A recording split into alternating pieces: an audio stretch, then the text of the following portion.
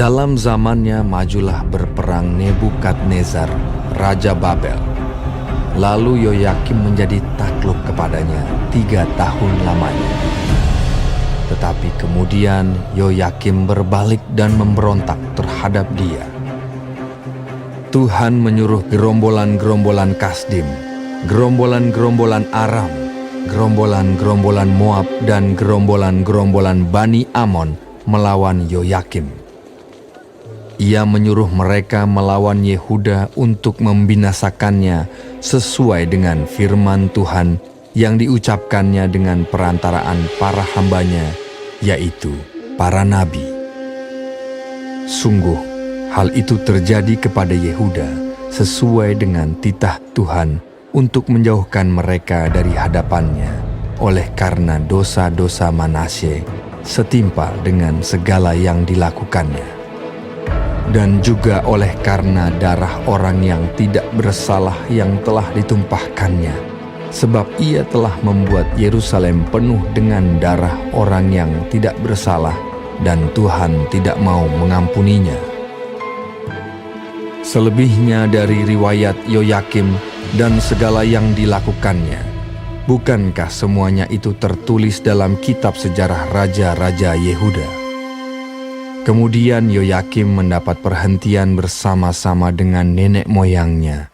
Maka Yoyakin, anaknya, menjadi raja menggantikan dia.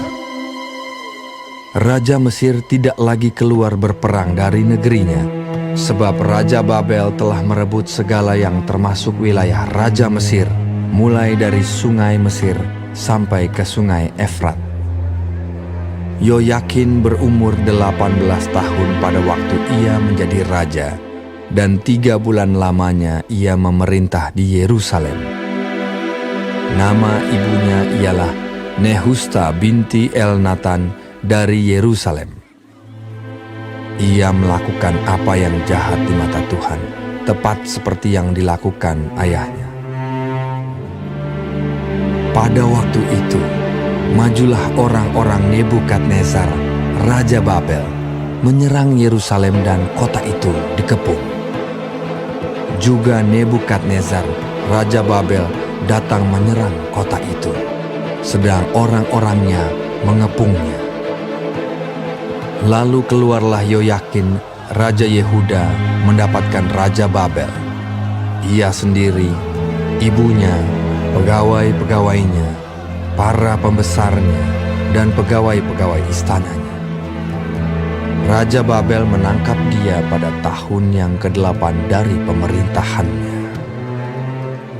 Ia mengeluarkan dari sana segala barang perbendaharaan rumah Tuhan dan barang-barang perbendaharaan istana raja. Juga dikeratnya emas dari segala perkakas emas yang dibuat oleh Salomo, Raja Israel, di bait Tuhan seperti yang telah difirmankan Tuhan. Ia mengangkut seluruh penduduk Yerusalem ke dalam pembuangan, semua panglima dan semua pahlawan yang gagah perkasa, 10.000 orang tawanan, juga semua tukang dan pandai besi. Tidak ada yang ditinggalkan, kecuali orang-orang lemah dari rakyat negeri. Ia mengangkut Yoyakin ke dalam pembuangan ke Babel, juga ibunda raja, istri-istri raja, pegawai-pegawai istananya dan orang-orang berkuasa di negeri itu, dibawanya sebagai orang buangan dari Yerusalem ke Babel. Semua orang yang gagah perkasa, 7.000 orang banyaknya, para tukang dan para pandai besi, 1.000 orang banyaknya, sekalian pahlawan yang sanggup berperang, dibawa oleh Raja Babel sebagai orang buangan ke Babel. Kemudian Raja Babel mengangkat matanya, paman Yoyakin, menjadi raja menggantikan dia dan menukar namanya menjadi Zedekia. Zedekia berumur 21 tahun pada waktu ia menjadi raja, dan 11 tahun lamanya ia memerintah di Yerusalem. Nama ibunya ialah Hamutal binti Yeremia dari Libna. Ia melakukan apa yang jahat di mata Tuhan, tepat seperti yang dilakukan Yoyakim. Sebab oleh karena murka Tuhanlah terjadi hal itu terhadap Yerusalem dan Yehuda, yakni bahwa ia sampai membuang mereka dari hadapannya.